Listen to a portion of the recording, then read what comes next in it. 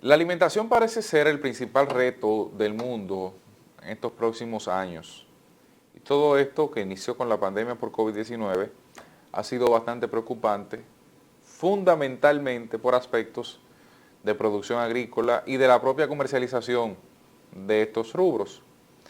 Ya se había planteado antes de la pandemia y antes de la guerra el tema de ir reduciendo en alguna medida el consumo de carne en el mundo, sobre todo por el efecto que esto pudiera generar en la generación a su vez, valga la redundancia, de dióxido de carbono y otros contaminantes que se deriva de la propia alimentación, de la propia cría de ganado en sus diferentes versiones, vacuno, porcino, entre otros. ¿Qué pasa? Bueno, eso era un pensamiento preguerra y pre-COVID, donde fundamentalmente hablábamos de que podíamos seleccionar qué comer porque el mundo estaba en relativo desarrollo, en relativa expansión. Ahora se da la situación de que el granero de Europa está sometido a bombardeos constantes. La mayoría de los países ha tenido, producto del COVID-19, que detener la producción y que ahora se está poniendo, digamos que a tono, ya en el segundo año de la pandemia, 2021, sobre todo después de mediados de año, se ha vuelto a poner a tono con la producción. Y como usted sabrá, la producción toma tiempo. Usted no siembra un granito de guandul y ya el día siguiente tiene 18 vainas que solo es desenvainar y llevarlas a una olla. No es así. Y como eso toma tiempo, evidentemente el mundo ha sentido ese rezago. Lo sintió primero con la pandemia, pero ahora le toca sentirlo en alguna medida con el aspecto económico. Ya vimos, se genera inflación, algunos mercados se desabastecen, entre otros. ¿Qué han hecho las grandes potencias ante esto? Bueno, la mayoría ha optado por comprar a los países de menor desarrollo económico, los países que no disponen del capital. Ellos han optado por comprar producciones completas. Por ejemplo, China compró toda la producción de soya que había disponible en plena crisis de la pandemia en el mundo. Prácticamente toda. Y eso genera, a su vez, un desabastecimiento de otros mercados, porque ellos compraron incluso para almacenar. Igual pasó con otras potencias y sus principales cereales. Al usted comprar para almacenar, el que viene detrás en la cola tiene que comprar cuando comience a producirse, luego de ese periodo de compra que esa persona tuvo. El ejemplo más simple, usted es un picapollo, el que está delante de usted va a comprar todo el picapollo que hay porque él tiene una caravana. Usted tiene que esperar que hagan picapollo de nuevo.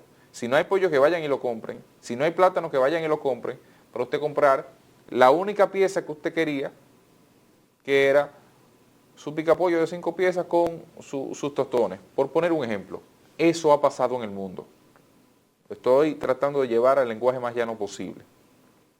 Las grandes potencias han comprado para acumular, en algunos casos para revender. La mayoría para acumular y garantizar la alimentación a sus ciudadanos. En ese proceso, primero, se ha disparado el valor de una buena parte de la alimentación.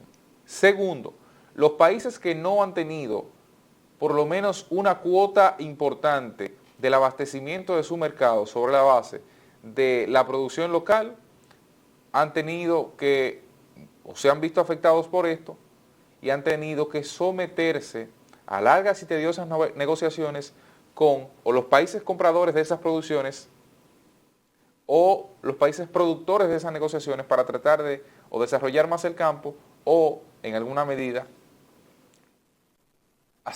tener iniciativas incluso bilaterales o multilaterales para lograr producir y comprar en el menor tiempo posible fuera de lo comprado por otros países. ¿Qué esto significa?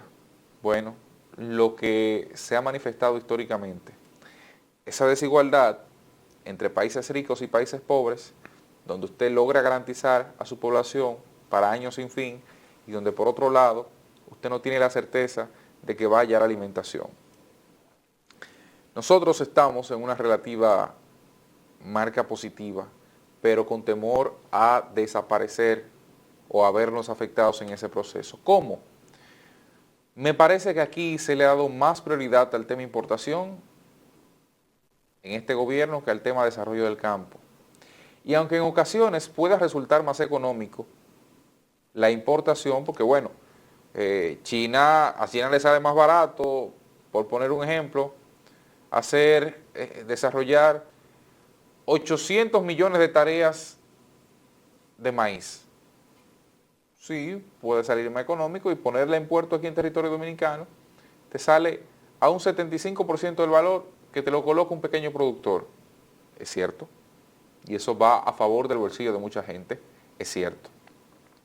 Ahora, cuando llegan tiempos como estos, si usted no tuvo garantizada una cuota de esa producción sobre la base de la localidad, sobre la base de esa zona de su país, de su territorio,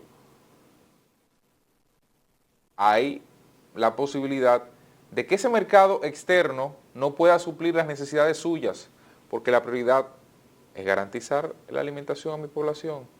Y en caso de que se venda, fruto de la excesiva demanda, aumente el precio de manera desproporcionada, y es lo que hoy vemos y conocemos en muchos casos como inflación. Sobre todo en aquellos espacios, en aquellos países que producían, que detuvieron de manera abrupta sus producciones, fruto de la pandemia, que en muchos casos se perdieron producciones y que hoy, como es el caso de Ucrania, una guerra obliga a grandes potencias que se nutrían de ella a buscar en otros escenarios.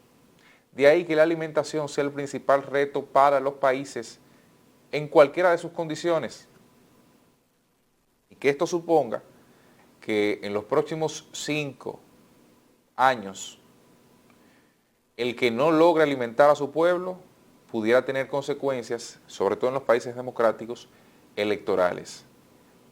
¿Cómo se ve eso? ¿Cómo se manifiesta eso?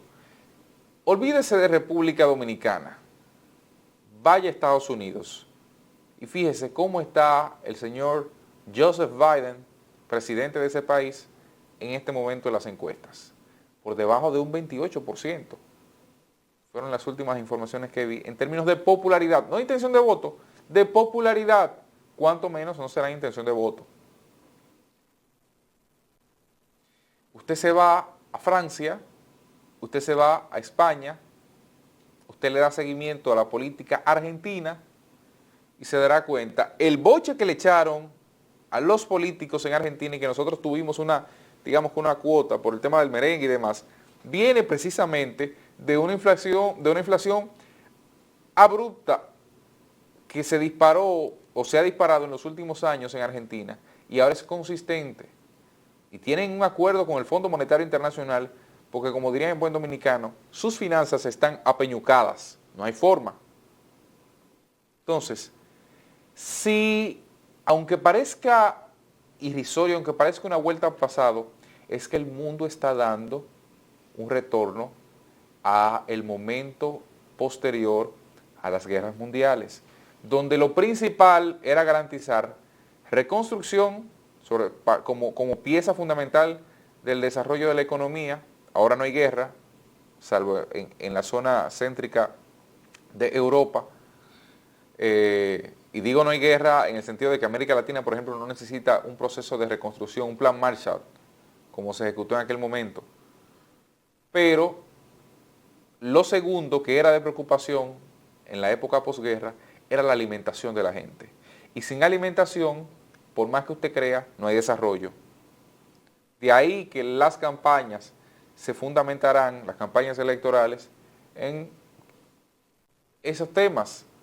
¿Quién te subió los huevos? ¿Quién te subió el pollo? ¿Quién te subió el aceite? ¿Quién ocurrió tal cosa? ¿Por qué no manejaron la crisis de esta forma? Esto de aquel forma. Y es así. ¿Tiene o no responsabilidad el gobierno de eso? Del contexto global, no. Pero de la gestión de la crisis interna, sí. Porque es a fin de cuentas quien decide. Y ya el propio gobierno ha admitido que más del 50% de la inflación obedece a factores internos, a decisiones desde dentro del territorio. Si eso no se toma en consideración, aunque parezca una vuelta al pasado, ese será el fundamento, porque ya la pobreza ha aumentado por encima del 40% en República Dominicana, lo ha dicho el propio gobierno, cuando estábamos cerca de un 20 y tanto, 22, 23%, y a eso se le puede sumar el aspecto de que la incertidumbre, la nublazón que no te deja en el camino observar qué puede pasar en un año, 2 años, y que sobre todo lo grave de la crisis no es el tiempo que dura, sino el tiempo que dura en recuperarse,